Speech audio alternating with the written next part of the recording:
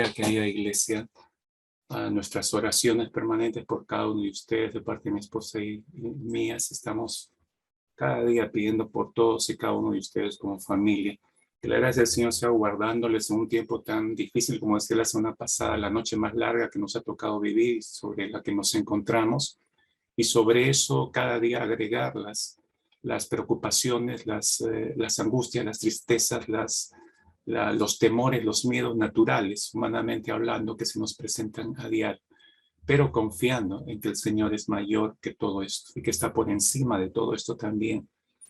Acabamos de ver la palabra. Bueno, oremos para que el Señor realmente tome esta porción de la Escritura y habla a nuestro corazón trayendo claridad en este nuevo entendimiento de saber cómo edificar su casa, cómo ir levantando su casa, lo que en los últimos 2 años probablemente se ha derrumbado, se ha caído, se ha venido por tierra en muchos casos, y por eso es que muchos perciben ese estado de vacío, de que Dios no contesta, de que todo es más ritual que carente de vida, carente de presencia de Dios.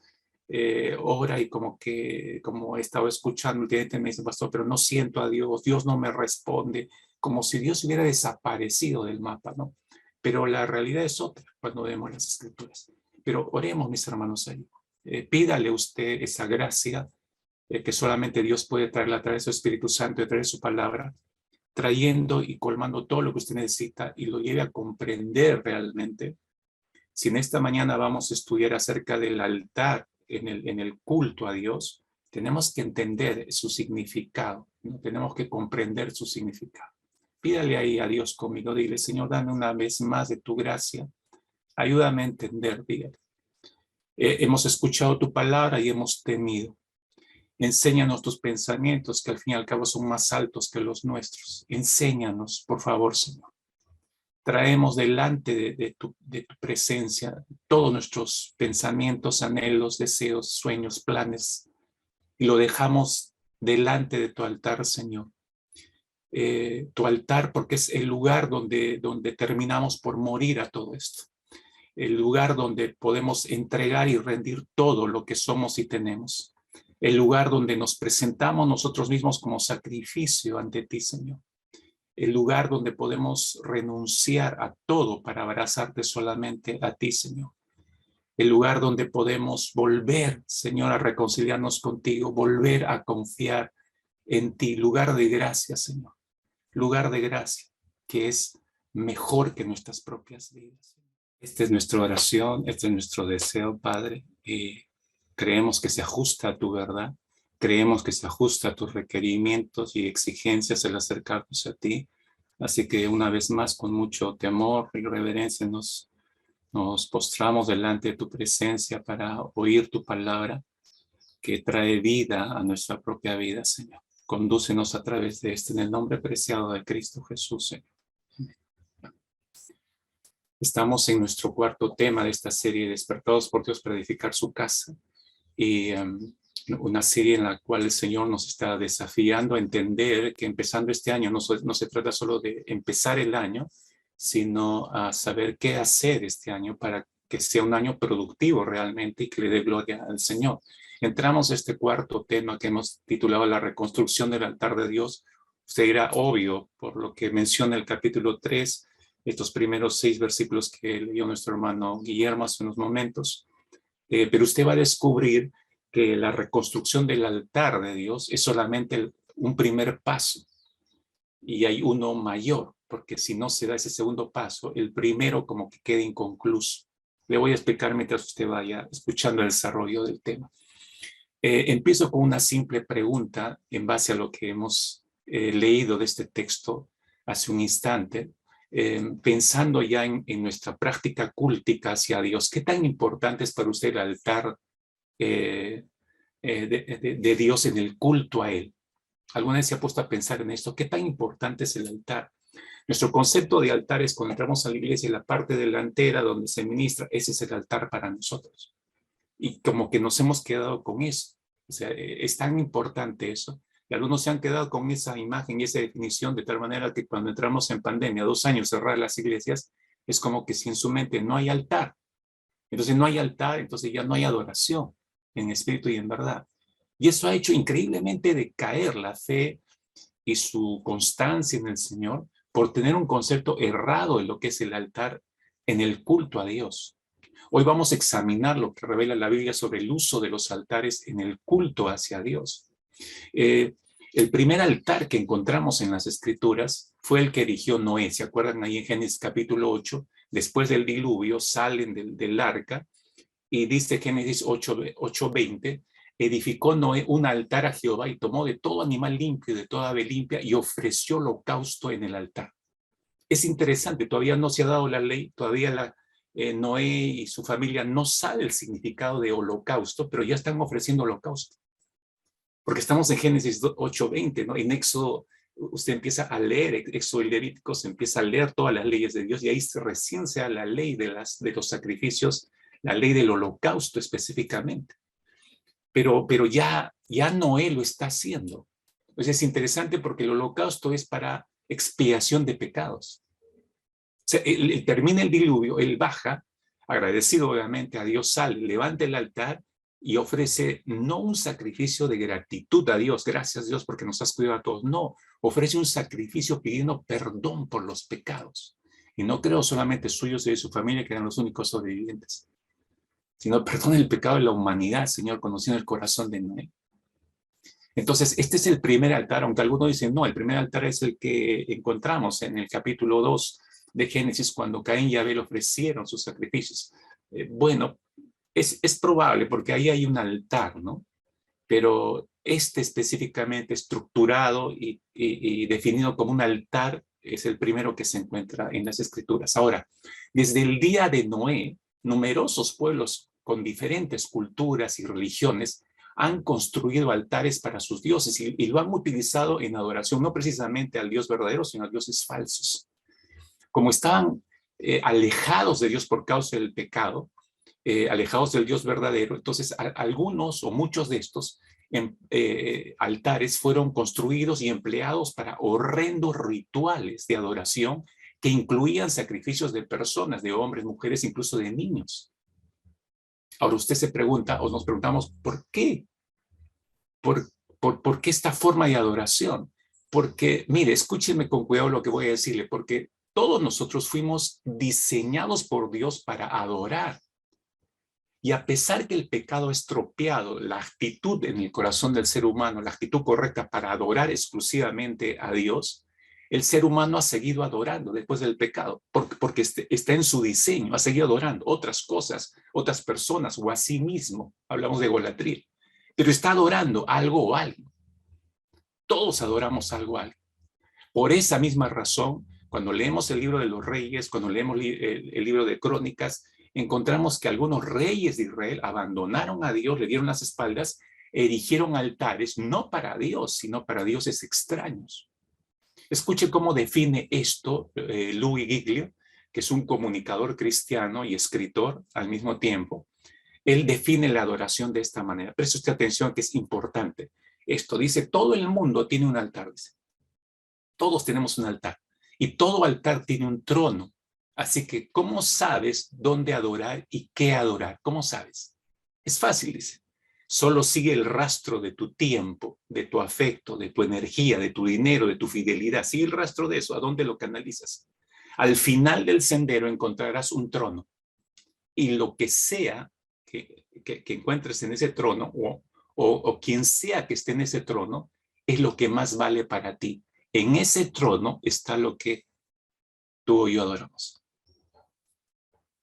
Interesante, ¿no? Sigue el rastro de tu tiempo.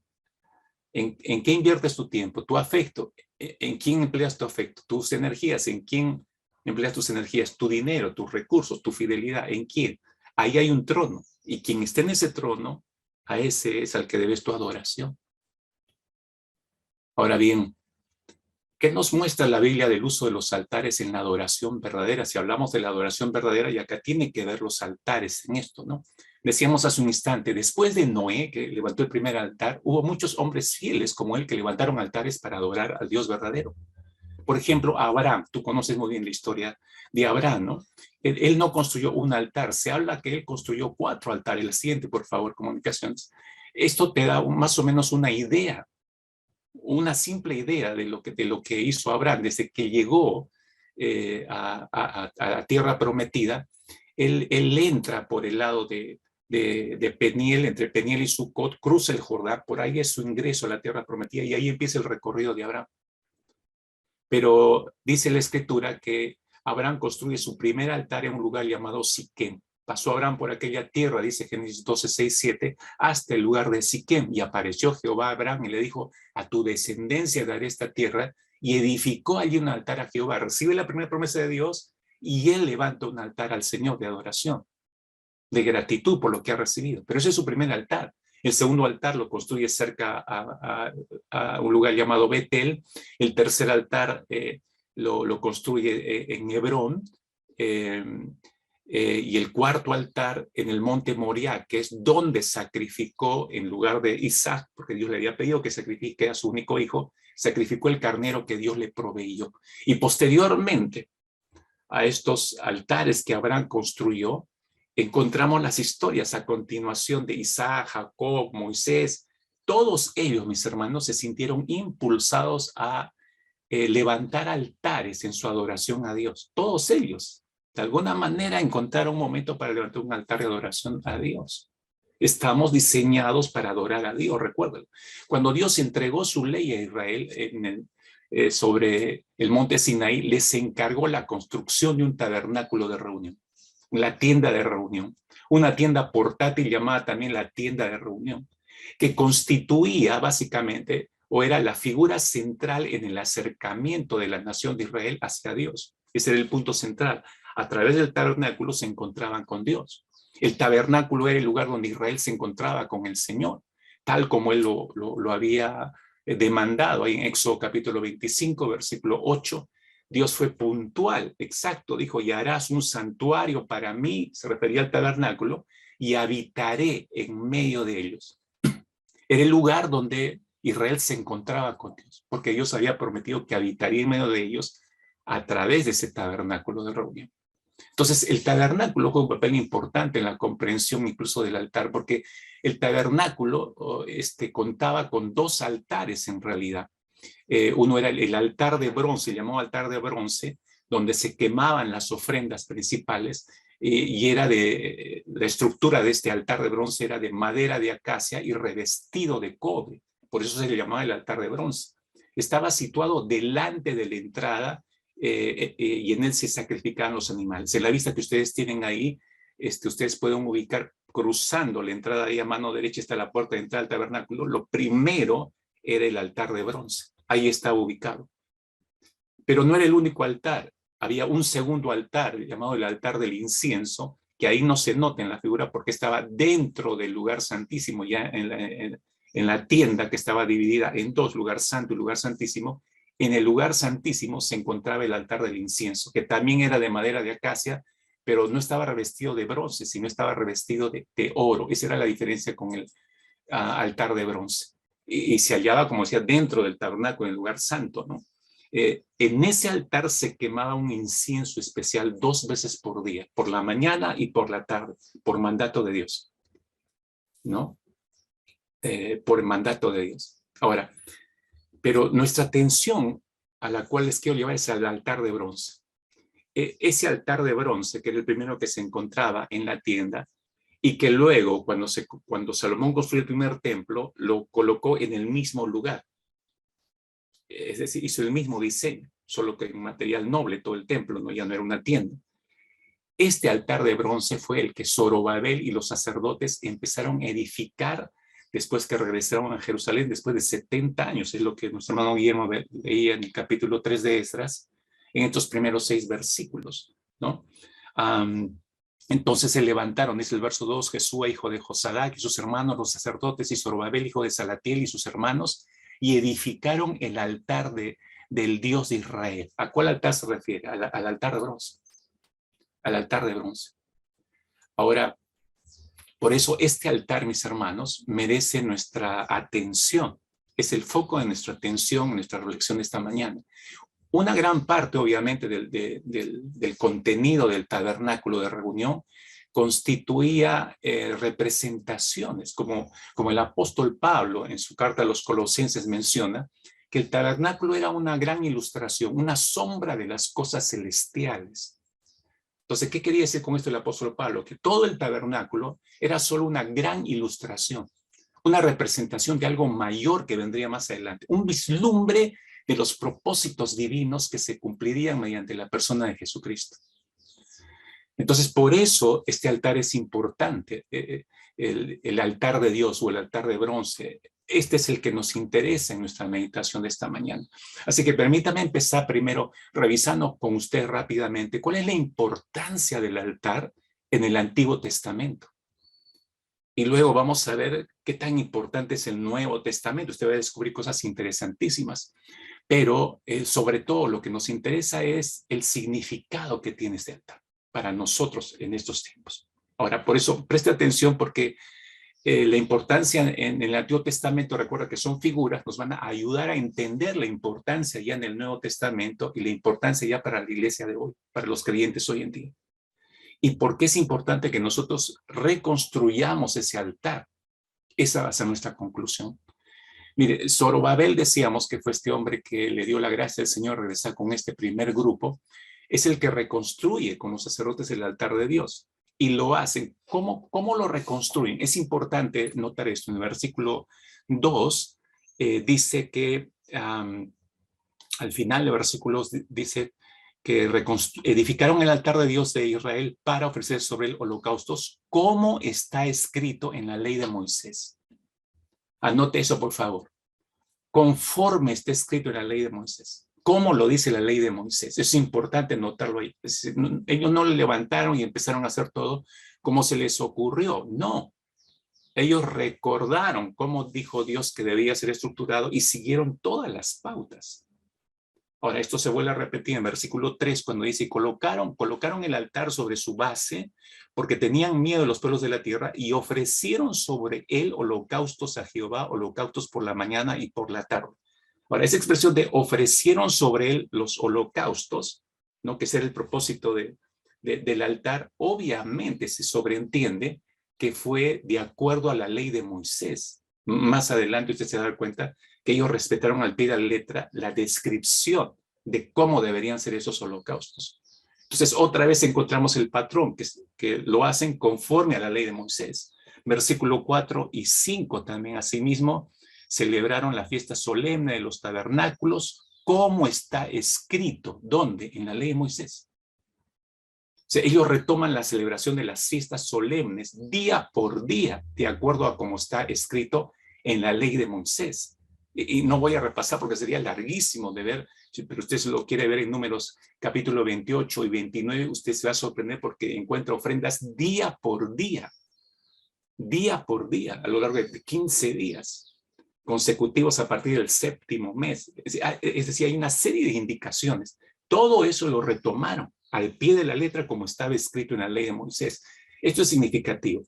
Eso para nosotros, mis hermanos, nos da ya un dato inmediatamente en esta mañana. Si vamos a reconstruir el altar del Espíritu Santo, no es a lo que a mí se me ocurra. Es de acuerdo a lo que dice la palabra que debe ser. Por eso debemos entender bien, no solo este recuento que estamos haciendo, sino comprender bien la importancia en el Antiguo Testamento, que me da una figura, una pauta, entender en el Nuevo Testamento. Entonces, empiezo yo a levantar, a reconstruir mi propio altar del Espíritu Santo, sabiendo exactamente cómo debo hacerlo. Ese es el fondo del asunto acá. Ahora, ¿cuál era el significado y propósito del altar? Este altar de bronce en el Antiguo Testamento. Miren, básicamente, hermanos, significa lugar de sacrificio. El altar era el lugar de sacrificio. El propósito principal del altar era establecer y mantener la relación de pacto entre el pueblo de Israel y Dios. A través de ese altar, un israelita podía ir, si había quebrado por pecar, sabía él conscientemente que había quebrado el pacto con Dios, podía regresar al altar y restablecer el pacto quebrado y retomar la comunión con Dios.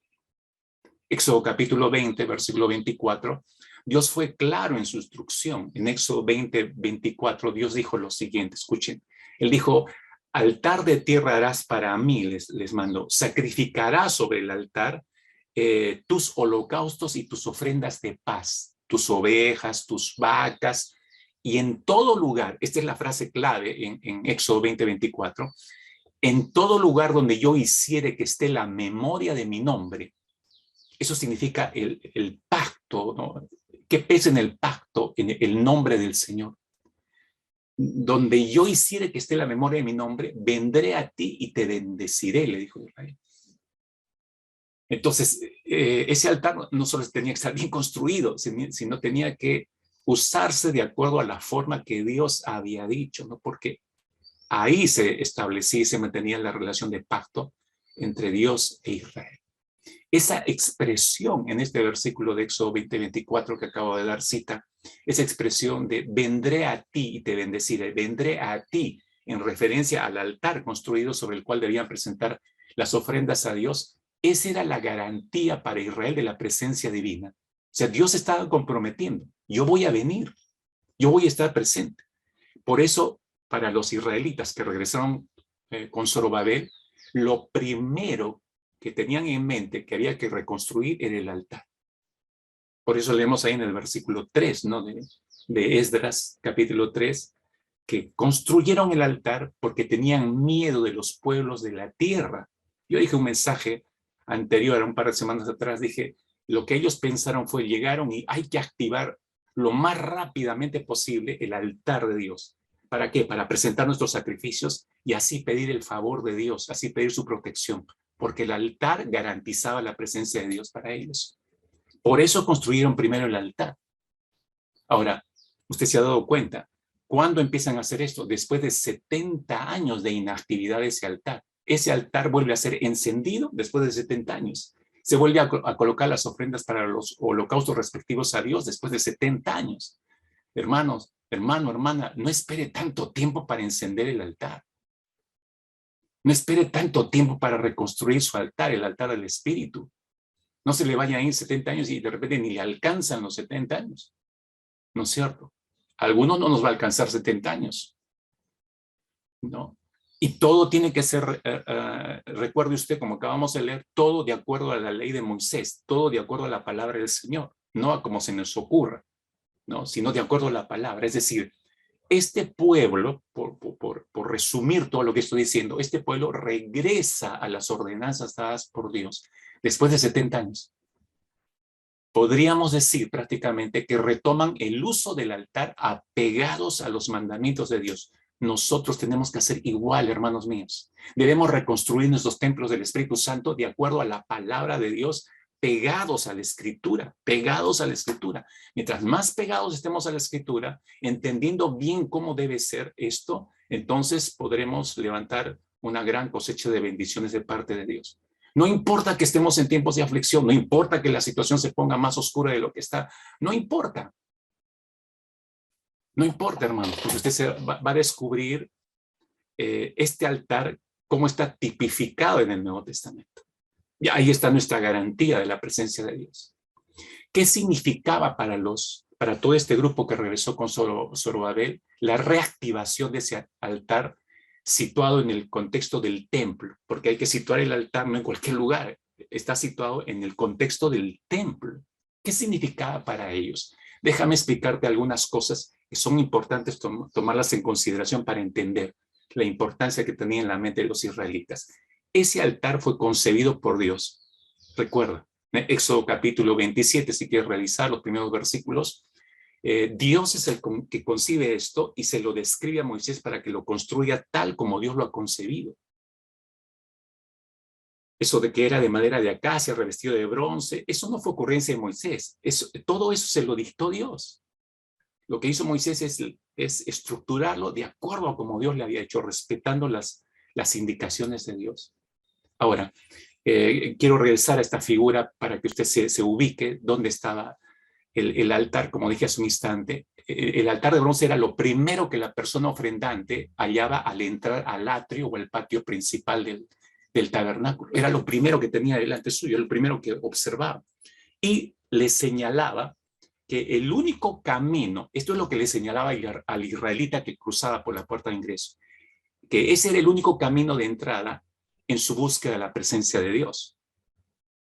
Y en esa búsqueda, cuando entraba al santuario de Dios, él entendía que solamente era posible a través de un sacrificio. Por eso el altar estaba, para recordarle, acá debe haber un sacrificio. Por otro lado, entonces, el altar era el lugar donde el ofrendante o el pecador tenía que arreglar sus cuentas ante Dios. Anote esto. Entraba, el altar significaba para él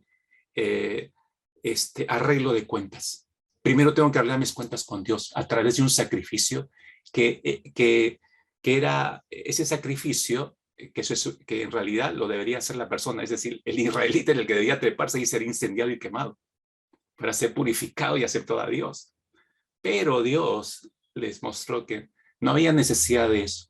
Había alguien que tenía que encarnar a ese hombre, un inocente animal, sobre el cual ponían sus manos sobre su cabeza y ese animal tomaba todo el pecado de la persona ofrendante y ese animal era el ofrecido.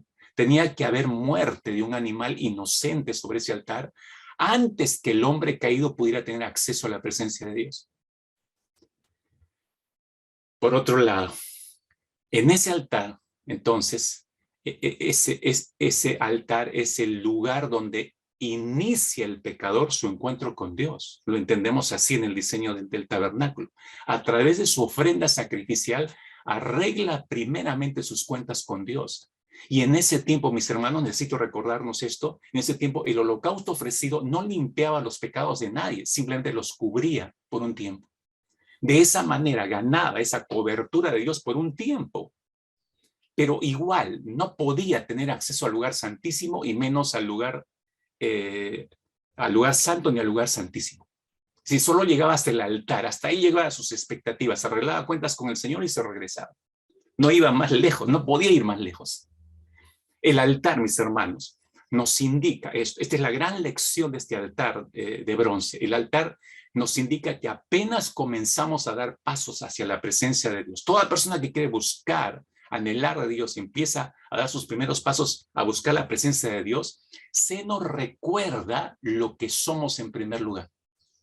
Entraba al tabernáculo el ofrendante, el altar que le recordaba: tú eres pecador. No puedes seguir avanzando hasta que no prendes sacrificio. Entonces, ese altar nos recuerda lo que somos pecadores y nos recuerda el problema que tenemos naturaleza de pecado. Entonces, no es un asunto externo, sino es un asunto peor que radica en el interior del ser de la persona. Pero ese altar también, gracias a Dios, nos proporciona la solución para el problema. Le hacía notar lo que era y el problema que tenían los israelitas, pero al mismo tiempo les proporciona la solución para ese problema. Por lo tanto, mientras no pasemos, o el israelita no pasaba por ese altar, no podía avanzar ni un paso más hacia la presencia de Dios. Esa ubicación del altar tan prominente, hermanos, es una tremenda lección permanente de que antes de que cualquier otra cosa, antes de avanzar en nuestra búsqueda de Dios, lo primero que tenemos que resolver es el obstáculo del pecado, el problema del pecado. Eso es lo primero que tenemos que solucionar. Hermanos, ignorar eso, pasar por alto esto, negarlo o justificarlo o de cualquier manera o teniendo cualquier otra salida, entonces solamente sería una forma de perpetuar el pecado, porque no se está reconociendo, no se está confesando y no se está arreglando delante del Señor. El altar de bronce, hermanos míos, nos recuerda de que en nuestra entrada a Dios, lo primero es el reconocimiento y la expiación de nuestro pecado, si no, no podemos seguir avanzando más. Espero que le quede claro esto. Esta figura del tabernáculo nos está hablando de todo eso. Ahora, escuche. La ofrenda sacrificial traída al altar debía ser voluntaria. Este es un dato importante.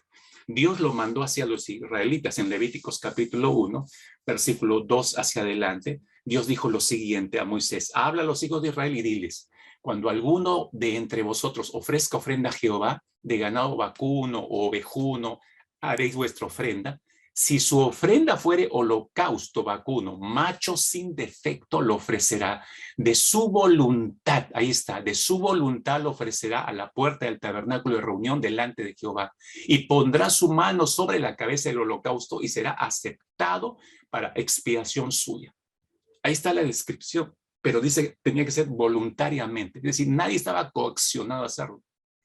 Este es un dato importantísimo, mis hermanos, cuando vamos en búsqueda de la presencia del Señor para restaurar, arreglar los templos del Espíritu Santo, no es por coacción, hermanos, es por voluntad propia.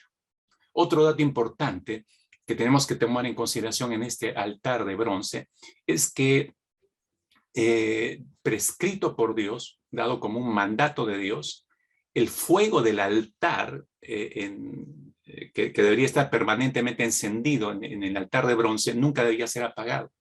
Por ley lo dio Dios. Levíticos 6:13, Levíticos 6:13 este es el mandato específico de Dios, donde le dijo, el fuego arderá continuamente en el altar, no se apagará.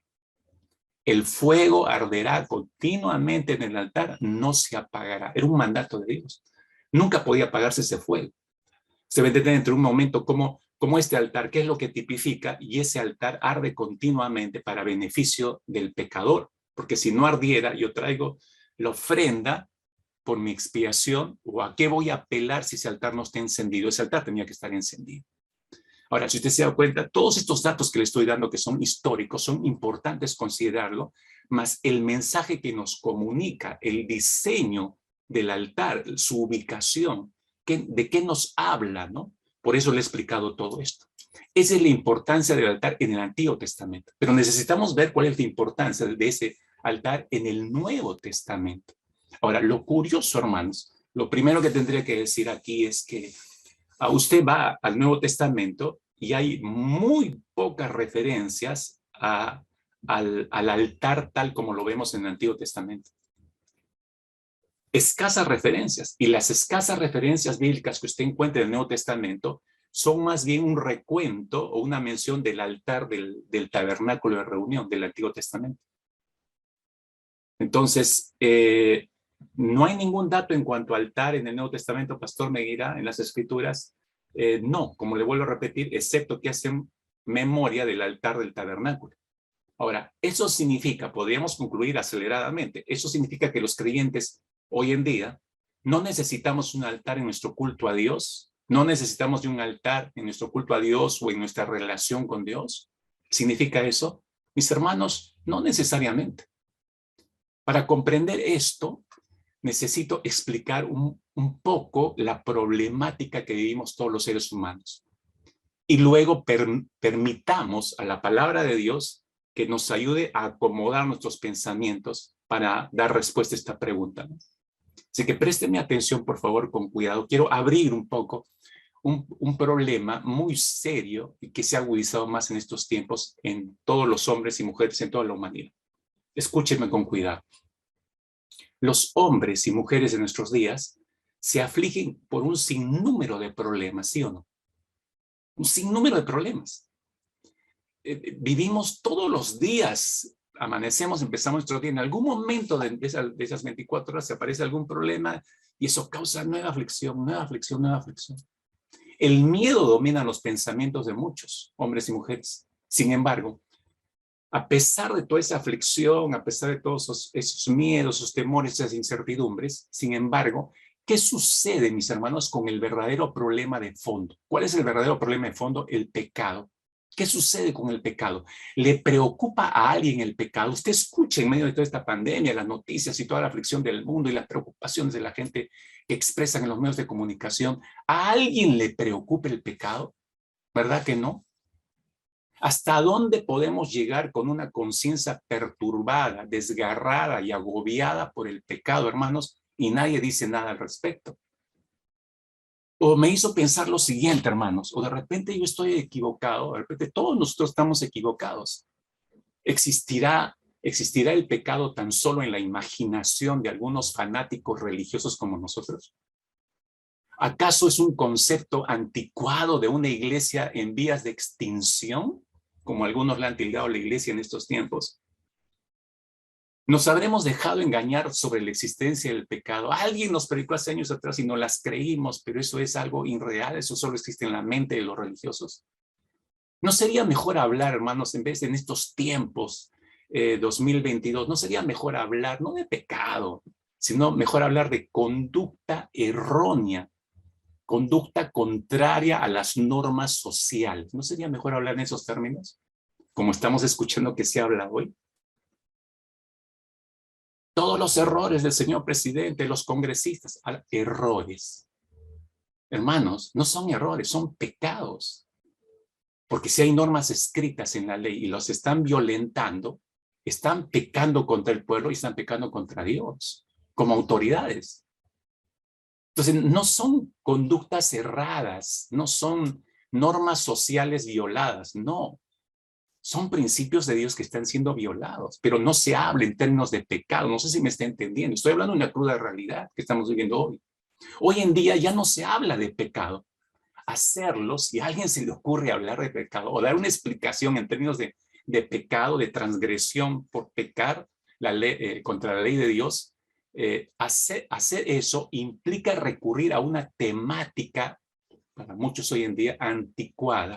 Es caer en un acto de ingenuidad ante una sociedad, oh sí, avanzada, ultra desarrollada, intelectual, ¿no? Una sociedad que ya va camino a Marte y a Saturno, y etcétera, etcétera, etcétera, ¿no? Sin embargo, hermanos, sin embargo, en medio de esta sociedad, incluso donde la palabra pecado está desapareciendo del léxico de los círculos cristianos, eso es lo peor de todo. O sea, que en las iglesias no se hable claramente de pecado y no se le trate como pecado, eso nos habla de cómo nos hemos ido empapando de esta sociedad que no habla, que no cree en el pecado, que no cree en la existencia del pecado. Pero esta es la realidad. Frente a este problema, yo tengo que voltear la moneda inmediatamente y, sin embargo, nos guste o no, hermanos, Dios no ha cambiado, para Él no ha cambiado el concepto de pecado, no ha mudado para nada el concepto de pecado. El profeta Daniel lo expresa y lo confiesa de una manera muy puntual y real, que no debemos olvidar. En Daniel capítulo 9, versículo 5, Daniel dice, hemos pecado, hemos cometido iniquidad, hemos hecho impíamente, hemos sido rebeldes y nos hemos apartado de tus mandamientos y de tus ordenanzas. Daniel no dice, Señor, hemos sido ¿contra qué? Contra tus normas sociales. No dice eso. Hemos sido erróneamente y contrariamente contra las normas sociales. No dice eso Daniel. Daniel dice, hemos pecado contra ti, Señor. Hemos cometido iniquidad. Hemos hecho impíamente.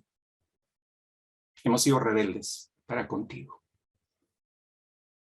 Y Daniel lo decía en estado de cautividad. Una vez más, le quisieron borrar de la memoria el concepto de pecado. Nunca lo pudieron hacer. Para él estaba bien en claro el concepto de Dios y era el concepto que él mismo tenía. A nosotros nos han borrado ese concepto de la mente. No hablamos de pecado. Al pecado hay que tratarlo como pecado, hermanos. El pecado es el verdadero problema de la humanidad. Si usted se ha olvidado, le recuerdo, hermano querido, le recuerdo, iglesia, el pecado es el verdadero problema de la humanidad, pues nos separa de Dios. Ese es el asunto, nos separa de Dios.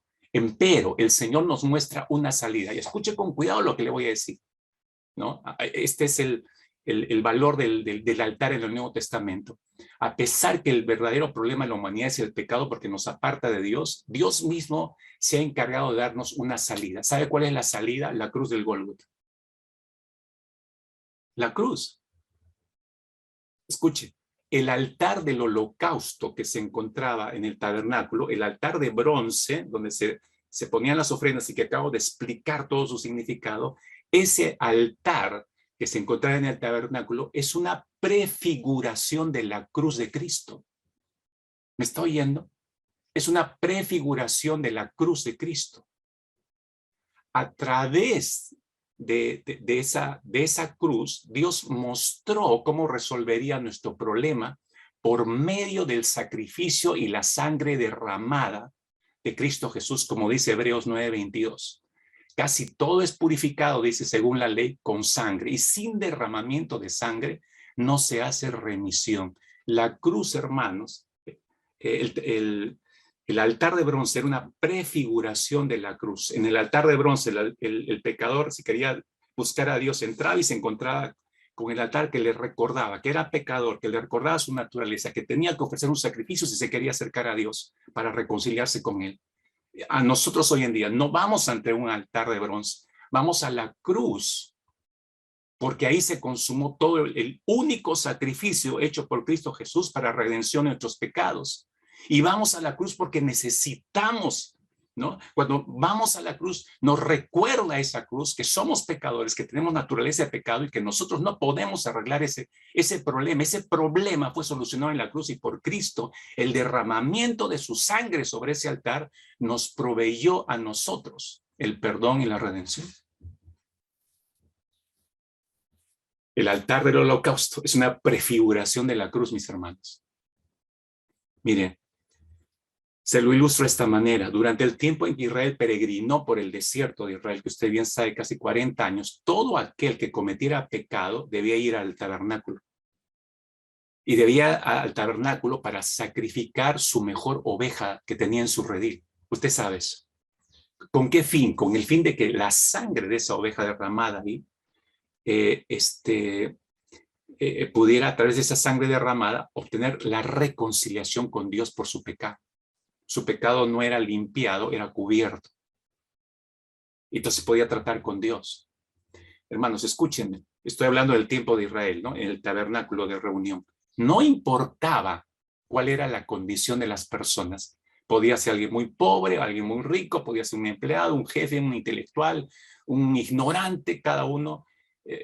Cualquiera que sea su condición, si había pecado, debía ir al tabernáculo con su mejor oveja. No podía llevar un animal perniquebrado, lisiado o con el más mínimo defecto. No, tenía que ser perfecto el animal que iba a ofrendar. ¿Y qué hacía la persona pecadora? Tenía que lavar al animal. Después de lavar al animal, le colocaba una cuerda alrededor del cuello y tenía que ir desde su tienda hasta el altar del tabernáculo, tenía que ir caminando por todo el campamento de Israel, llevando su oveja o el animal que tenía que sacrificar hasta el cuello y caminaba lado a lado. De tal manera que toda persona, eso era, hermanos, todo el mundo se daba cuenta. Esa persona que veían caminando hacia el tabernáculo con una oveja, con un becerro, con cualquier animal, sabían que esa persona había pecado. Sabían que esa persona iba camino a reconciliarse con Dios. Sabían que estaba llevando su ofrenda, porque sin esa ofrenda no podía acercarse y obtener el favor de reconciliación de parte de Dios. Todos podían ver que aquel hombre, aquella mujer caminaba junto a la oveja o su animal hacia el tabernáculo. Era una persona pecadora. Todo el mundo se enteraba. ¿Se da cuenta cómo hoy ocultamos lo nuestro? No queremos que nadie se entere. Cómo han cambiado los tiempos, ¿verdad? Tal exposición para el israelita era humillante, hermanos, entendámoslo. Era humillante. Toda la gente clavaba sus miradas sobre el pecador, pero nadie decía nada. Escuche esto. Nadie decía nada. Lo veían con misericordia. Hoy miramos a la gente que ha pecado señalándola. Ay, sí, pero aquí, pero sí, pues, sí, ay, ¿dónde estaba el pastor? ¿Y ahí dónde está su papá? ¿Y dónde está? Le echa la culpa a todo el mundo, ¿no? Nosotros somos especialistas en despedazar al pecador. En este tiempo era humillante para el israelita, jalando su animal, caminando. Él no miraba a nadie, él miraba al suelo, por vergüenza, ¿no? Pero escúcheme, eso era sanador para el pecador, pues se trataba de su vida. Recorrer todo ese camino de vergüenza significaba para él, pero voy a llegar al tabernáculo, voy a ofrecer mi animal y me voy a reconciliar con Dios. Esa era su esperanza. ¿Sabe por qué nadie decía nada y nadie podía señalar con el dedo a esa persona? Porque todos sabían que al día siguiente el que iba a caminar por ese mismo camino era uno. Porque ¿quién está libre de pecado, hermanos? Por eso nadie señalaba al pecador, porque sabían Lo miraban con misericordia porque yo podría ser el siguiente. O yo podría ser el siguiente. Todos creo que tenían eso en mente. Yo puedo ser el siguiente. Por eso todos guardaban silencio, un silencio reverente al ver a los pecadores desfilar con sus animales. De igual manera, hermanos míos, escúchenme, de igual manera, iglesia, ocurre hoy. Hay una sola salida, hay un solo camino hacia el Gólgota, donde está la cruz de Cristo. Tan solo por la muerte de Jesucristo en la cruz es posible hallar el perdón. No hay otra manera, hermanos. Tan solo por la muerte de Jesucristo en la cruz es posible restaurar nuestro templo del Espíritu Santo. No hay otro camino, hermanos. Hay que ir a la cruz para pedir perdón a Dios por todo lo que hay que pedir perdón. Pero hay que caminar hacia la cruz. Ese es nuestro trecho. Hay que caminar a la cruz. Y si todo el mundo tiene que enterarse que voy a caminar hacia la cruz, que todo el mundo tenga que enterarse que voy hacia la cruz, hermanos. Eso va a ser sanador para nosotros, desafiante para nuestras vidas, reconciliación abierta que nos espera en la cruz del Calvario. El pecador que le acabo de decir, ilustrando en la vida de cualquiera de los israelitas que iban camino hacia la tienda de reunión, seguía el camino, como les decía, sin mirar a nadie, avergonzado, mirando hacia el suelo, con la esperanza de ser visto por pocos. No sé si iba pensando probablemente, ojalá que no me vea mi amigo, que no me vea mi pariente, o sea, lo menos que lo vean por causa de su vergüenza, es que somos así, es nuestra naturaleza. Y de hecho que caminando había momentos en que tenía una lucha interior como la puede estar habiendo muchos de ustedes, sabe que debe regresar a la cruz, pero tiene una lucha interna, no, pero voy a tener que dejar esto, voy a tener que dejar aquello, y no me conviene, pero también voy a tener que renunciar a esto. Ya lo están procesando, hermanos, ya lo están entendiendo, pero hay una lucha interna. Este hombre que iba camino al tabernáculo con su animal jalando, había momentos mentales en que luchaba en ese camino, quería darse media vuelta y regresar a su hogar, pero él sabía que sus pecados lo obligaban a ir en búsqueda de Dios, necesitaba de Dios, lo oprimían demasiado, le robaban la calma, la paz, le hurgaban en su interior y le negaban a que pueda vivir con paz, y él necesitaba esa paz. Entonces, pero tengo que llegar al santuario a pesar de la vergüenza. No le gusta que la gente que lo vea, no quiere que nadie lo vea con compasión. A pesar de eso, quiere la paz de Dios, quiere la reconciliación de Dios y sabe en su corazón que debe llegar al tabernáculo con vergüenza, con todo lo que está ocurriendo en el camino, pero debe llevar al tabernáculo. Creo que esa es la convicción que nos debe regresar a la cruz, mis hermanos, en esta mañana, para que nuestra reconstrucción de nuestros propios templos del Espíritu sean eficaces. ¿Acaso no será este nuestro problema, mis hermanos? Mire, escuchen, iglesia, el ser humano quiere hallar la paz de Dios, quiere hallar el perdón de Dios, quiere obtener el perdón de Dios, quiere tener la calma para su conciencia atormentada, pero evita la cruz en el Gólgota. Quiere todo eso sin cruz. Algunos, para evitar la cruz, quieren tener por lo menos un poco de tranquilidad o esparcir su mente, no van hacia la cruz, más bien se encierran en sus trabajos. Otros buscan relajarse a través de la música, otros hacen el yoga, otros de la meditación trascendental. Estoy hablando de todo el mundo en general. Sin embargo, por la noche, a pesar de estar en una sesión de meditación trascendental, pero en la noche necesita pastillas para dormir. No hay paz para el impío, dice la Escritura, recuerden. Pero no son capaces de conciliar el sueño. Vuelven a pensar algo en Dios, pero esparcen ese pensamiento inmediatamente. Y durante el fin de semana buscan ocupar sus mentes en varios eventos para mantener la mente ocupada, incluso en deportes, pasatiempos, etcétera. Llenan su vida de muchas cosas. En síntesis, la posibilidad de obtener la paz parecería inalcanzable para la mayoría de las personas. Sin embargo, Cristo es la única respuesta a nuestra perdición. La cruz sigue siendo el único lugar donde podemos encontrar reconciliación con Dios y paz para nuestras almas atormentadas. Así que reconsidere esto seriamente, mi querido amigo, amiga que está conectada con nosotros, o mi querido hermano, hermana. ¿Qué es lo que hallamos en la cruz? Necesito recordarnos a todos nosotros esto, mis hermanos, porque creo que hemos olvidado esto, y eso es importante, recordar qué es lo que encontramos en la cruz. Si voy a ir a la cruz y el altar de bronce prefigura la cruz, Entonces, ¿qué encuentro en ese altar nuevo, en ese altar que es la cruz?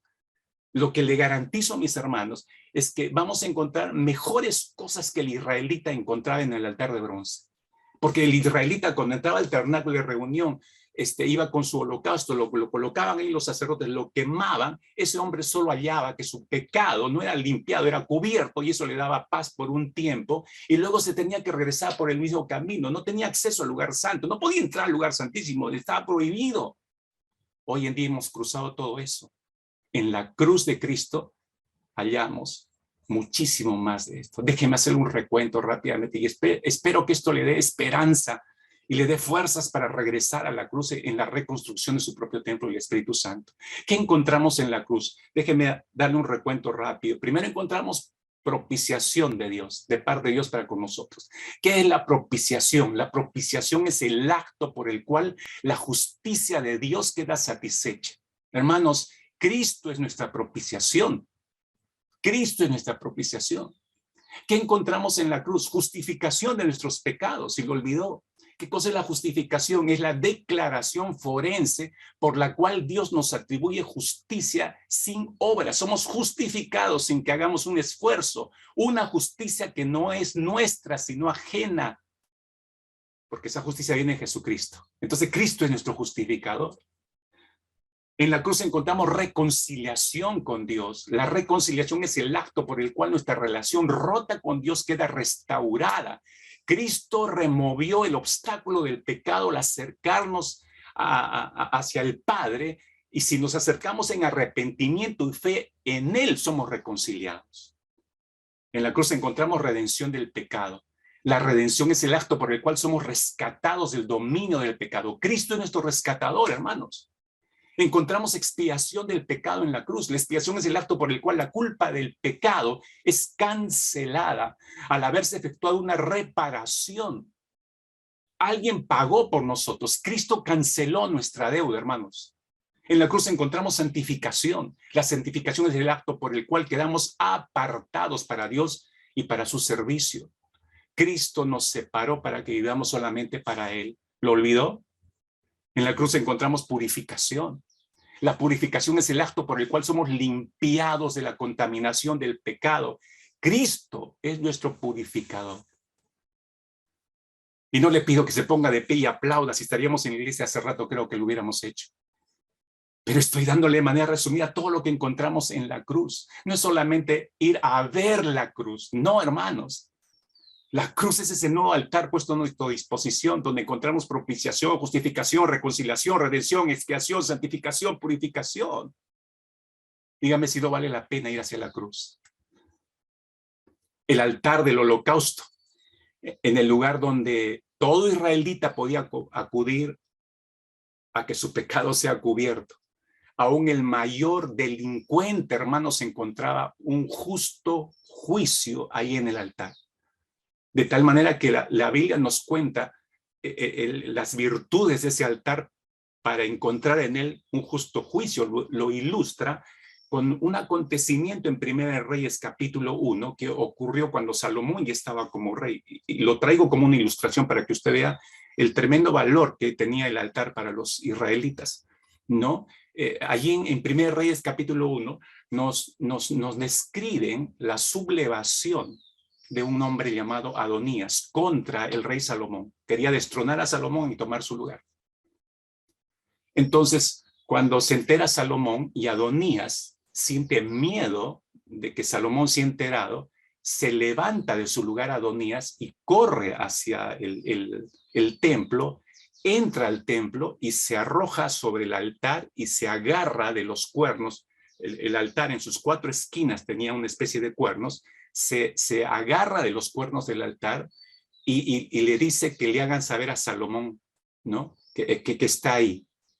Y manda un mensaje para el rey Salomón. Y le llevan el mensaje a Salomón. ¿Cuál era el mensaje a Salomón? Usted lo encuentra registrado ahí en Primera de Reyes, capítulo 1, versículo 50 hacia adelante. Le dan el mensaje a Salomón y le dicen, he aquí que Adonías tiene miedo de ti, rey. Pues ha ido y se ha sido de los cuernos del altar, le dice, y él ha dicho lo siguiente: júreme hoy el rey Salomón que no matará a espada a su siervo, es decir, a él, Adonías. Y Salomón respondió lo siguiente: si ese hombre fuere de bien y no uno, ni uno de sus cabellos caerá en tierra, mas si se hallare mal en él, morirá. Lo que usted está escuchando en la sabiduría de Salomón es un juicio equitativo. Si este hombre no tiene nada que temer, si es justo, o sea, no tiene nada que temer, pero si es injusto, va a tener que pagar con su vida. Eso es lo que estaba diciendo. ¿Por qué Adonías fue al altar? Porque sabía que podía encontrar este tipo de juicios. Esa es la ilustración que nos dan las escrituras para ver el valor que tenía para los israelitas el altar. Ahí se encontraba un justo juicio. Adonías sabía que en el altar tendría la garantía de un justo juicio. Hermanos, de igual manera ocurre hoy.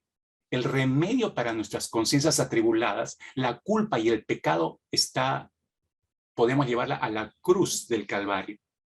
Ahí Dios perdona los pecados, ahí está el juez justo, ahí encontramos un justo juicio para nuestras vidas. Un justo juicio para nuestras vidas. ¿Qué se requiere para acercarse a ese altar? Tempranamente, hermanos, este altar era importante, sí, traían su ofrenda, sí. ¿Qué es lo que veía Dios? ¿El animal que colocaban ahí? No. El animal era muy importante porque tomaba el lugar de la persona, obviamente. Pero Dios estaba viendo el corazón del ofrendante. Siempre vio el corazón del ofrendante. Déjenme mostrar algunos textos en la Escritura para que se dé cuenta de esto y la transición hacia nosotros. Miqueas capítulo 6, versículo 6 hacia adelante. Miqueas 6 hacia adelante dice: ¿con qué me presentaré ante Jehová y adoraré al Dios Altísimo? Se está preguntando, ¿con qué? ¿Me presentaré ante él con holocaustos, con becerros de un año? ¿Se agradará Jehová de millares de carneros o de 10,000 arroyos de aceite? ¿Daré mi primogénito por mi rebelión, el fruto de mis entrañas por el pecado de mi alma? ¿Podré ofrendar todo eso al Señor y él me va a perdonar? No. Fíjese el verso 8. Dice: oh, hombre, él te ha declarado lo que es bueno. ¿Y qué pide Jehová de ti? ¿Qué pide de Jehová? 3 cosas. Número 1, hacer justicia. Número 2, amar misericordia. Y número 3, humillarte ante tu Dios. Está la ofrenda que debe presentar el ofrendante sobre el altar de bronce. Pero Dios está mirando el corazón del ofrendante y dice: ¿qué espero yo de ti? Que hagas justicia, que ames misericordia y que te humilles ante él. Esto nos muestra, mis hermanos, que Dios está mirando, o siempre estuvo mirando, el corazón del que se presenta ante él. Primero, los que se presentaban ante el altar de bronce. Ahora mira el corazón de los que nos presentamos ante la cruz. Romanos 12:1, por eso leemos, que dice el apóstol Pablo: así que, hermanos, os ruego por las misericordias de Dios que presentéis vuestros cuerpos en sacrificio vivo, santo, agradable a Dios, que es vuestro culto racional.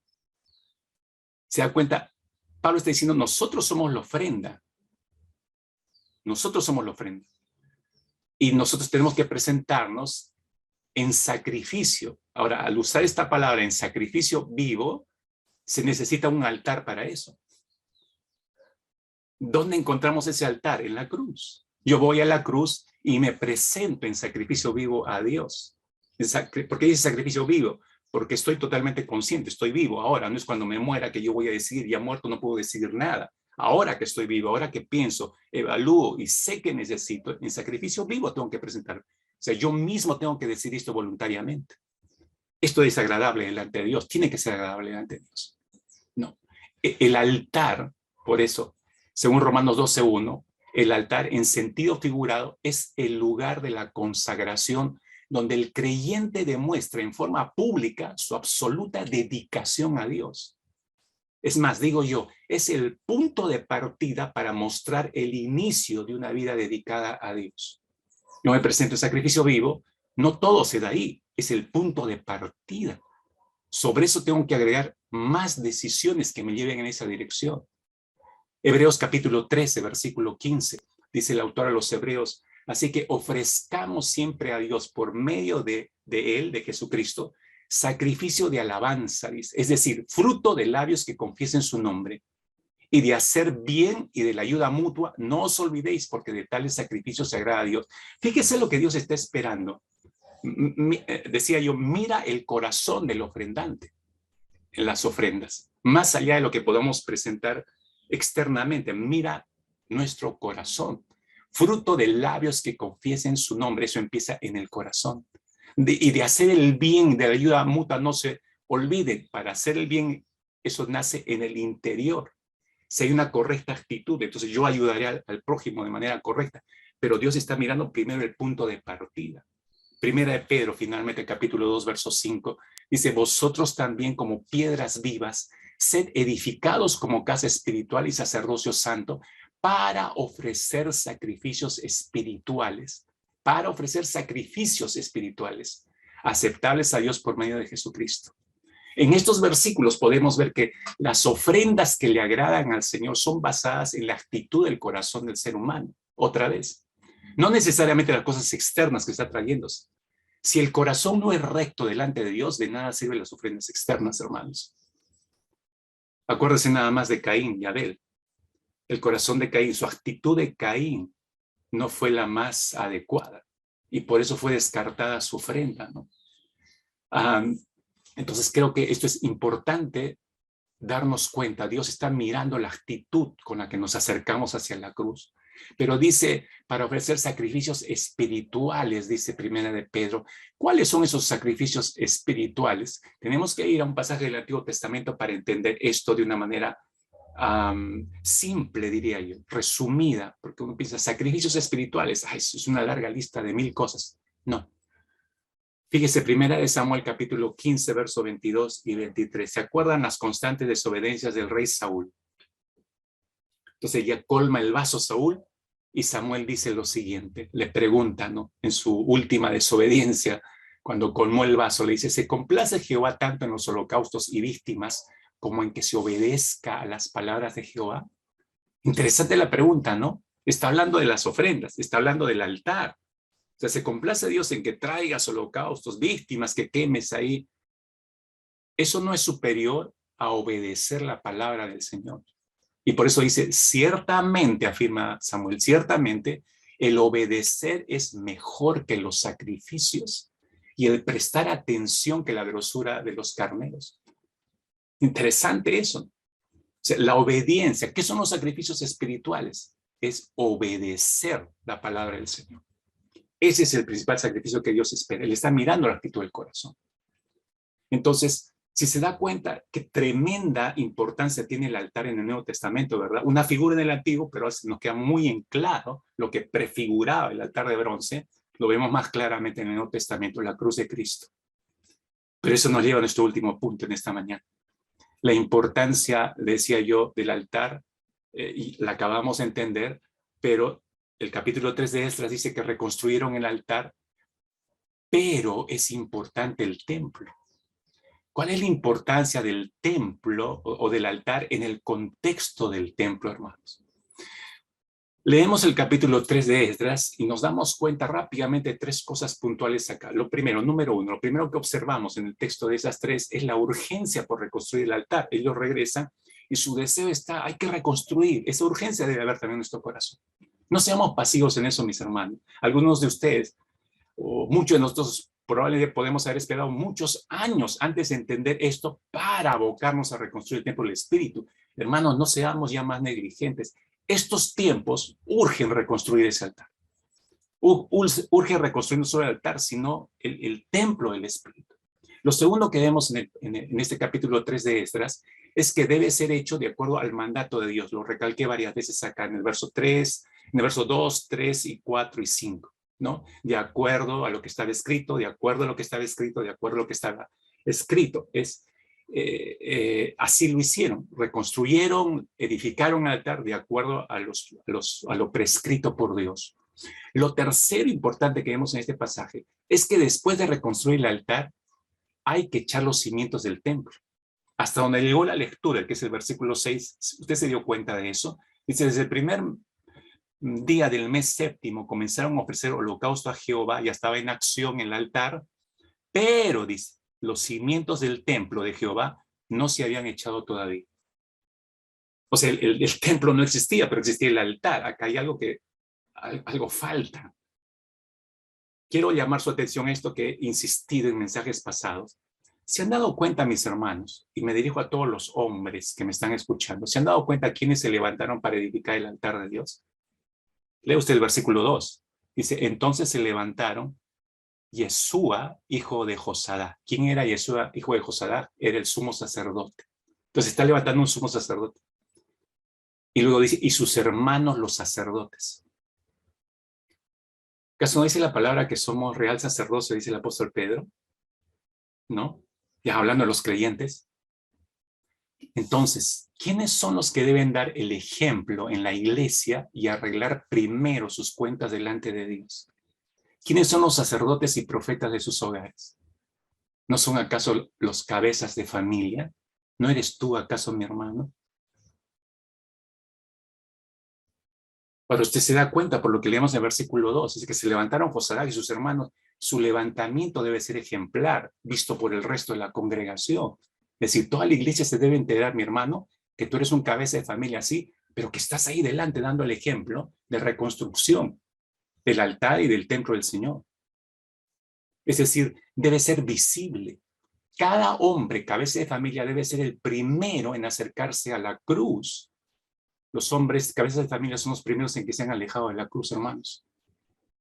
Deben caminar hacia la cruz, con la vergüenza que eso implica. Ya le expliqué lo que significaba para el israelita ir con el animal jalando por todo el campamento.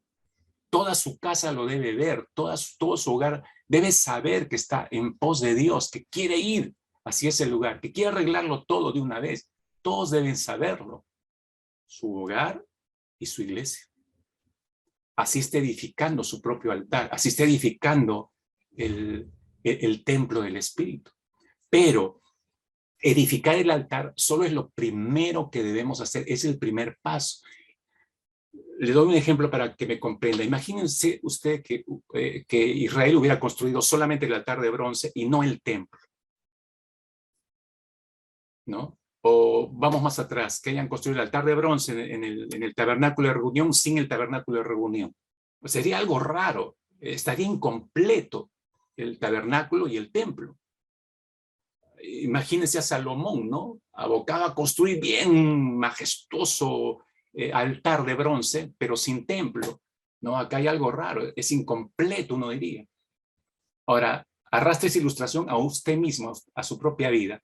Imagínese a usted caminando hacia la cruz, ¿no? Lo que prefigura el altar de bronce, a la cruz de Cristo, ¿no? Y se presente a Dios como sacrificio vivo, santo, como dice Romanos 12, y allí usted se reconcilia con Dios. Excelente.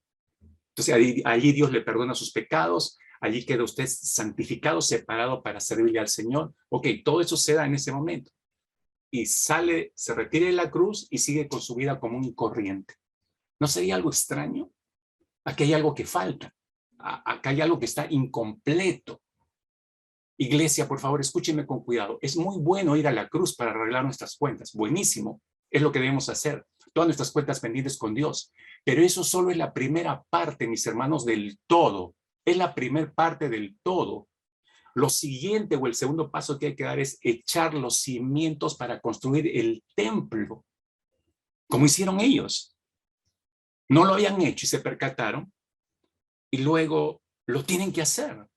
Y otra vez, fíjese, verso 8, en el año segundo de su venida a la casa de Dios en Jerusalén, en el mes segundo, comenzaron Zorobabel, hijo de Salatiel, Jesúa, hijo de Josadac, y los otros, sus hermanos, los sacerdotes y los levitas, y todos los que habían venido de la cautividad a Jerusalén, pusieron a los levitas de 20 años arriba para que activasen la obra de la casa de Jehová. Aquí empieza su recorrido de la reconstrucción del templo, ¿no?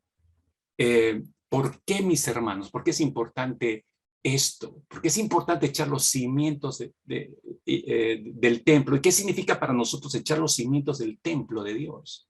O el templo del Espíritu. Revisemos unos textos bíblicos, hermanos, y quisiera que tú misma descubras la respuesta. ¿Sí? Empecemos por Éxodo capítulo 25, es un texto que revisamos, versículo 8. Dios le ordena a Moisés construir el primer santuario, leímos. Dios le da específicamente, me construirán un santuario para mí y yo voy a habitar allí, les dice el Señor, ¿no? Entonces, cuando arman, este es el punto, cuando arman todo el tabernáculo y terminan de colocar todas las cosas en su lugar, y al final dejan el arca del pacto, y los sacerdotes la toman y la ingresan al lugar santísimo. Cuando la colocan, fíjese lo que ocurrió. Éxodo capítulo 40, así cierra el libro de Éxodo, versículo 34. Dice, entonces una nube cubrió el tabernáculo de reunión y la gloria de Jehová llenó el tabernáculo. Ellos terminan todo, colocan todas las cosas, colocan el arca del pacto en el lugar santísimo, y la gloria, inmediatamente la presencia de Dios llena ese tabernáculo. Ahora, en forma similar, cuando el rey Salomón, mandado por Dios, construye el primer templo de material noble ya, lo termina de construir en 7 años. Y coloca igual todos los enseres en el templo, al final deja el arca del pacto. Y cuando entran los sacerdotes y colocan el arca del pacto en el lugar santísimo, fíjese lo que ocurrió también. Primera de Reyes capítulo 8, versículos 10 y 11. Dice, y cuando los sacerdotes salieron del santuario, la nube llenó la casa de Jehová, y los sacerdotes no pudieron permanecer para ministrar por causa de la nube, porque la gloria de Jehová había llenado la casa de Jehová. Tremendo, hermanos. Apenas es terminado el santuario, el tabernáculo o el templo, colocado el arca del pacto, la gloria de Dios se hace presente en ese lugar. Tal como Él lo dijo, yo voy a habitar en medio de ustedes. Hermanos, con esos 2 textos nada más quiero decir lo siguiente. El templo es importantísimo. Fíjese, la gloria del Señor no descendió sobre el altar de bronce. La gloria del Señor descendió sobre el templo, sobre el santuario, sobre el templo. El templo es importantísimo porque es allí donde mora la presencia de Dios de manera activa. La gloria de Dios descendía y llenaba el templo. Por eso es importante la existencia del templo, echar los cimientos del templo. Déjeme repasar esto en su memoria de lo que acabamos de decir. Nosotros confesamos nuestros pecados en el altar, la cruz, pero debemos echar los cimientos del templo a continuación. Si el templo, hermanos, si el templo es el lugar donde mora la presencia de Dios, entonces ese templo puede haber sido derribado por diferentes razones. Y estoy pensando básicamente en la gran realidad de que nosotros, cada uno de nosotros los creyentes, me refiero, somos el templo del Espíritu Santo. Estoy pensando en esa realidad. Y ese templo del Espíritu lo podemos haber ido mellando en el tiempo, destruyendo en el tiempo, consciente o inconscientemente. Me refiero a lo que dice el apóstol Pablo en Efesios capítulo 4, versículo 30, y viene a manera de mandato para nosotros. Dice, y no contristéis al Espíritu Santo de Dios, con el cual fuiste sellados para el día de la redención. No contristéis, ahí está el mandato. No entristezcáis, no traigas a tristeza al Espíritu Santo. ¿Cómo hacemos eso, hermanos, nosotros los creyentes? Si usted sigue leyendo el texto de Efesios 4, en el versículo siguiente, versos 31 y 32, va a encontrar que dice el apóstol Pablo, quítense de vosotros toda amargura, enojo, ira, gritería y maledicencia y toda malicia. Antes sed benignos unos con otros, misericordiosos, perdonándoos unos a otros, como Dios también os perdonó a vosotros en Cristo. Entonces, si usted se da cuenta, cuando hay ausencia de todas estas cosas, cuando hay amargura, enojo, ira, gritería, maledicencia, falta de bondad, falta de misericordia y de perdón, entonces el Espíritu Santo es contristado. Por favor, tomen nota de esto con cuidado. Así contristamos al Espíritu Santo, así vamos derribándolo. Cuando hay ausencia de todo esto, entristecemos la presencia del Espíritu Santo, y eso va deteniendo la obra del Espíritu Santo y su accionar en nosotros, y va trayendo abajo progresivamente el templo de Dios. Y a esto, imagínense, si usted le agrega una serie de diversidad de rebeldías y más desobediencias a Dios, así sigue trayendo más abajo el templo del Señor, es decir, se va desconectando cada vez más del Espíritu Santo hasta llegar a lo que el apóstol Pablo dice en 1 Tesalonicenses 5:19, dice, no apaguéis el Espíritu, a apagar el Espíritu de Dios. Entonces no solamente hay cese en la obra de Dios, el apagar significa quedarse en tinieblas, se queda todo derribado, el templo del Espíritu. Así podemos traer abajo el templo del Espíritu. Y qué importante es levantar los cimientos. No sé cuántos de ustedes lo tengan el Espíritu Santo apagado en sus vidas. El templo está derribado, hermanos. Hay que trabajar para volver a levantarlo. ¿Qué hacemos para que no ocurra esto? Esto es lo que significa echar los cimientos del templo de Dios, mis hermanos. Hágase la simple pregunta: ¿qué debo hacer para mantener la gloria de la presencia de Dios en mi ser? ¿Cuáles son aquellas cosas que mantienen la gloria de la presencia de Dios en mi ser? Esa es la pregunta que debemos hacernos. Entonces, no habrá carencias, como leíamos en el texto de Efesios. No habrá carencia de benignidad, de misericordia, de perdón. No habrá pensamientos maliciosos, no habrá amargura, enojo, ira, gritería, maledicencia. No habrá nada de eso, porque eso no le agrada al Señor. Si yo sé que no le agrada, entonces no entro en eso. ¿Qué tengo que hacer para mantener la gloria de la presencia de Dios en mi vida? ¿Qué tipo de vida le agrada a Dios que lleve? Pregúntese. ¿Qué tipo de vida le agrada a Dios que yo lleve? Estudie usted la palabra, ore usted la palabra, medite usted la palabra, obedezca usted su palabra, comparta su palabra. Todo eso, mis hermanos, lo puede hacer solo o sola o con su familia.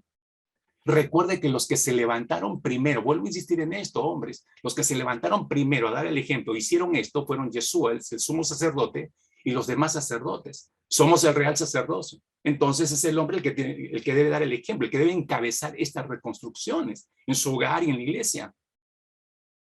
El texto de Esdras, y permítame terminar con esto, el texto de Esdras, el capítulo 3 nos muestra ciertas pautas para edificar el templo. Preste mucha atención, que esto es digamos, la parte conclusiva de nuestro mensaje en esta mañana.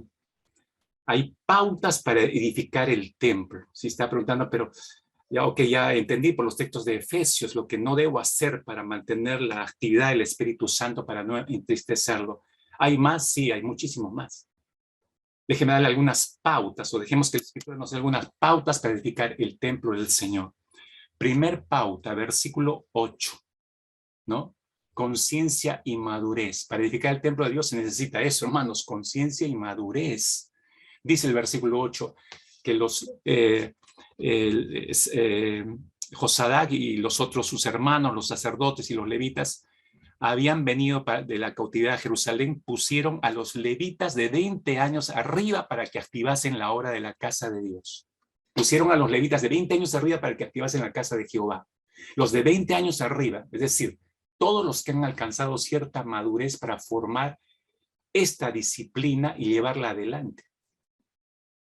Nosotros hemos empezado como iglesia el año 2022 comprendiendo que este templo del Santo Espíritu ha sido dañado, derribado en muchos casos, y es nuestro deber volver a levantarlo. Hemos entendido eso. Entonces, ¿quiénes tienen esa responsabilidad? Todos los que tenemos conciencia y madurez para hacerlo, los jóvenes y los adultos. Todos los que tenemos conciencia y madurez. Usted está entendiendo lo importante de esto, hágalo entonces. Acá pone como un límite de 20 años para arriba, porque 20 años para abajo, adolescentes, todavía están metidos en sus cosas y pues están en sus idas y venidas, salvo excepciones. Pero en su mayoría son así. Pero pone un punto de partida. Tienes conciencia y eres maduro, entonces empieza la reconstrucción. Alguien me dirá acá de los hermanos mayores: ay, pastor, suena lindo, pero ya no soy tan joven, pastor. Ya no soy tan joven. Esa no es excusa, mis hermanos o mis hermanas, para no seguir edificando la casa. ¿Recuerda usted el texto? Tengo que recordarle, Isaías 40:31. ¿Ya lo olvidó?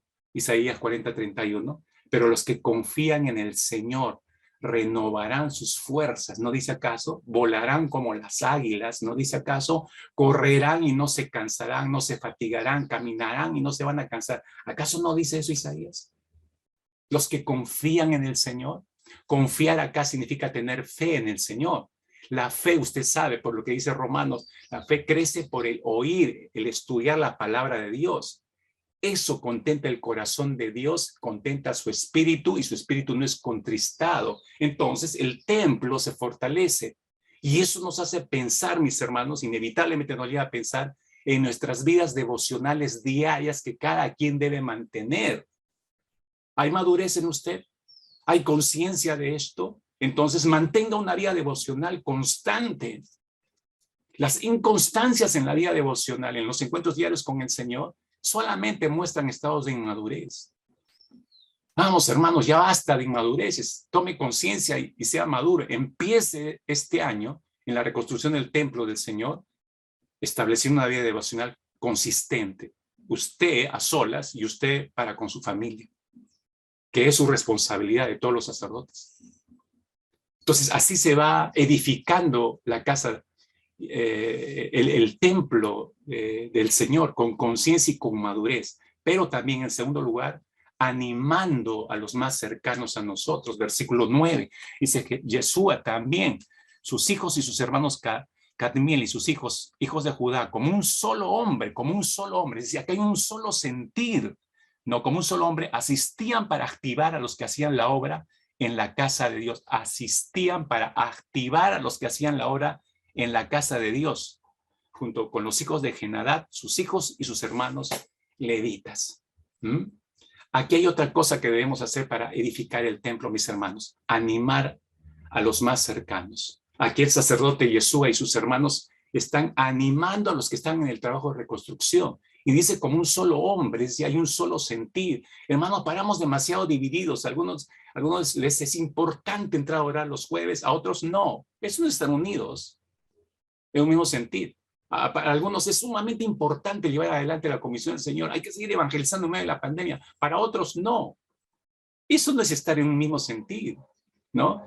Para unos es importantísimo discipular porque hay que formar. Jesús nos mandó que discipulemos. Para otros no es tan importante eso. Eso no es estar unidos en un mismo sentir, pero todos estamos en la misma iglesia. Si algo se debe acabar este año, mis hermanos, permítame decirlo así, es esa desunión. Tiene que haber un solo sentir, hermanos, para todo. Todos estos sacerdotes están en un mismo sentir y fueron a animar a los que estaban en la construcción y los empezaron a arengar, a animar, y ellos con esas arengas continuaron en el trabajo, ¿sabe? Eso me hace pensar a mí, esta figura me hace pensar, ¿a quién tiene usted más cerca de usted como cabeza de familia? Otra vez voy con los hombres. ¿A quién tiene usted más cerca? ¿No es acaso a sus hijos? ¿Son los más cercanos a usted? ¿A quién tiene más cerca de su familia? No es, hablando de su familia, su esposa y sus hijos, ellos no son los más cercanos. ¿A quién tiene en segundo lugar más cerca en su grupo de encuentro? ¿Acaso no son a los que usted está cuidando, a los miembros de su grupo de encuentro?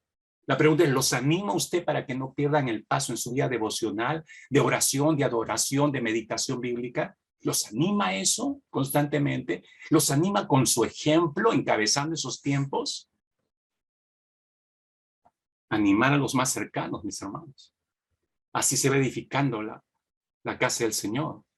En tercer lugar, estando correctamente vestidos. ¿Cómo es eso? Versículo 10 dice, cuando los albañiles del templo de Jehová echaban los cimientos, pusieron a los sacerdotes vestidos de sus ropas y con trompetas, y a los levitas, hijos de Asaf, con címbalos para que alabasen a Jehová, según la orden de David, rey de Israel.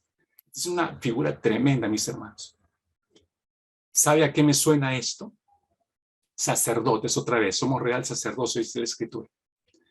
Pero me habla de sacerdotes correctamente vestidos, hermanos, alabando al Señor mientras se van echando los cimientos de la casa de Dios. Es decir, hermanos, la responsabilidad de los cabezas de familia como sacerdotes de su hogar es estar correctamente vestidos para ministrar a los suyos. ¿Sabe cuál es nuestro vestido ahora? Real sacerdocio. Lea conmigo Gálatas capítulo 3, versículo 27. Gálatas capítulo 3, versículo 27. Dice el apóstol Pablo, porque todos los que fuisteis bautizados en Cristo, los creyentes, de Cristo os habéis revestido. Nuestro vestido correcto es Cristo, hermanos. Si estamos revestidos de Cristo, debemos comportarnos como Él lo haría. Por eso Jesús dijo a sus discípulos, si bien recordarán las palabras de Jesús, obedezcan mis mandamientos y aprendan de mí, pues yo soy paciente y humilde de verdad. Aprendan de mí, hijo, yo soy paciente y humilde de verdad.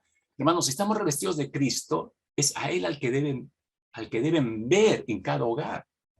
Eso es estar vestidos correctamente, ¿no? Colosenses capítulo 3, versículo 23, agrega, todo lo que hagáis, hacerlo de corazón como para el Señor y no para los hombres.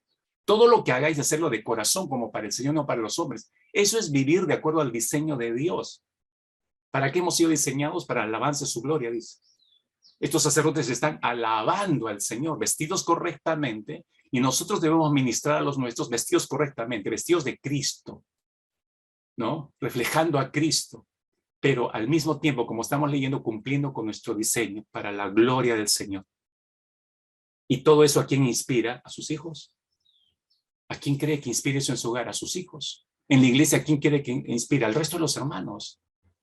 Hermanos míos, nuestras consagraciones a Dios inspiran al resto. Y eso necesitamos para estar unidos en un mismo espíritu. En cuarto lugar, ¿cómo edificamos la casa del Señor? Teniendo una vida de gratitud. Versículo 11 dice, y cantaban alabando y dando gracias a Jehová. Y cantaban alabando y dando gracias a Jehová, diciendo porque Él es bueno, porque para siempre es su misericordia sobre Israel. Y todo el pueblo clamaba con gran júbilo, alabando a Jehová, porque se echaban los cimientos de la casa de Jehová. Y todo en el contexto de echar los cimientos, se da cuenta. Teniendo una vida de gratitud, y aquí no voy a decir mucho porque yo sé, todos los hombres acá saben exactamente cómo se muestra la gratitud. Si usted está muy agradecido o agradecida con todo lo que Cristo ha hecho por usted y le sigue bendiciendo y le sigue dando, entonces, ¿cómo le debe mostrar su gratitud al Señor? Sirviéndole, sirviéndole. ¿Cuántos de ustedes saben esto perfectamente? Yo sé que muchos de ustedes lo han olvidado, pero se los estoy recordando una vez más en esta mañana. Pero porque se han perdido del servir a Dios por todo lo que está pasando. Se han olvidado de servirle al Señor en medio de toda esta pandemia. Hermanos, iglesia, tiempo de madurar. Vuelva usted al servicio a Dios. Hermanos, vuelva al servicio a Dios. En las siguientes semanas usted va a oír llamados para servir al Señor de diferentes formas y en diferentes ministerios. Muestre usted su gratitud. Si usted dice que está agradecido, estoy agradecido con el Señorcito que me ha dado esto y lo otro, muestre su gratitud al que le entregó todo por amor a usted y le salvó la vida y le sigue sosteniendo. Muestre su gratitud sirviéndole.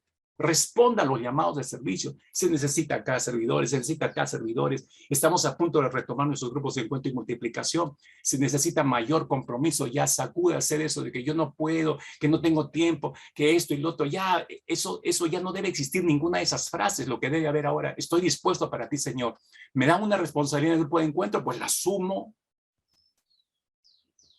Y ya no estoy inmaduramente, que no me gusta acá, que me quiero pasar este grupo de encuentro, que me quiero ir a la otra iglesia, que me quiero, acá no está el espíritu, que son muy fríos acá. Esos son signos de inmadurez, inmadurez, inmadurez. Muestre su gratitud maduramente sirviéndole al Señor. Finalmente, hermanos, versículos 12 y 13, no perdiendo, así se construye el templo, no perdiendo la sensibilidad y el gozo de ver a Dios obrando. Esto es algo terrible que nos ha robado esta pandemia, mis hermanos. Fíjese, este cuadro es tremendo. Dice, muchos de los sacerdotes, verso 12, de los levitas y los jefes de las casas paternas, ancianos que habían visto la casa primera, viendo echar los cimientos de esta casa, lloraban en alta voz, mientras muchos otros daban grandes gritos de alegría. No podían distinguir el pueblo el clamor de los gritos de alegría de la voz del lloro, porque clamaban el pueblo con gran júbilo y se oía el ruido hasta de lejos. Qué impresionante cuadro, hermanos. ¿Cómo hemos perdido la sensibilidad de llorar de gozo viendo lo que Dios está haciendo sobre su iglesia, sobre las familias? Mis hermanos, escúcheme, escúcheme. Podemos a veces pasar más tiempo llorando por todo lo que nos pasa en estos días, en estas semanas, meses, años.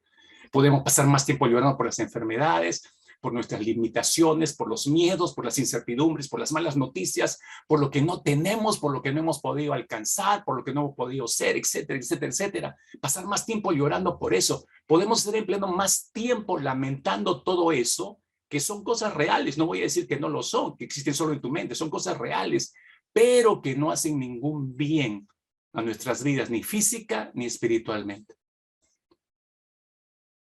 ¿Hace cuánto tiempo, hermano mío, hermana mía, hace cuánto tiempo hace que usted no llora adorándole al Señor y dándole gracias por ver a Dios, su obra en su vida, en la vida de sus hijos, su esposa, a pesar de todo lo que estamos viviendo? ¿Hace cuánto que no que no llora adorándole a Dios de gratitud por ver su obra permanente sobre su casa? ¿Hace cuánto no le conmueve la palabra de Dios en sus devocionales personales diariamente? Puede que se hayan vuelto rígidos esos tiempos, sin vida, sin presencia de Dios, sin la exhalación de la palabra de Dios sobre su corazón. Sí, hermanos, esta pandemia es probable que continúe. Sí, estamos en una plena tercera ola. Sí, es posible que vengan otras. Sí, es posible que haya más variantes. Sí, es posible que haya más contaminados. Sí, es posible que haya más muertes. Sí, sin embargo, hermanos, sin embargo, usted y yo tenemos que levantar nuestra voz con las palabras de Habacuc. Aunque la higuera no dé fruto, ni la viña produzca uvas, aunque la cosecha del olivo se dañe y los campos no produzcan alimento, aunque no haya ovejas en el corral, ni vacas en el establo, así y todo, yo me alegraré en el Señor, el Dios que me salva. El Señor Dios me fortalece. Afirma mis pies como los de un venado para que yo camine en las alturas. Así con todo yo me alegraré con el Señor, el Dios que me salva. ¿Me entendió? Levantar el templo no es el altar no es suficiente. Levantar el templo solo es el altar solo es el primer paso. El segundo paso es levantar la casa también.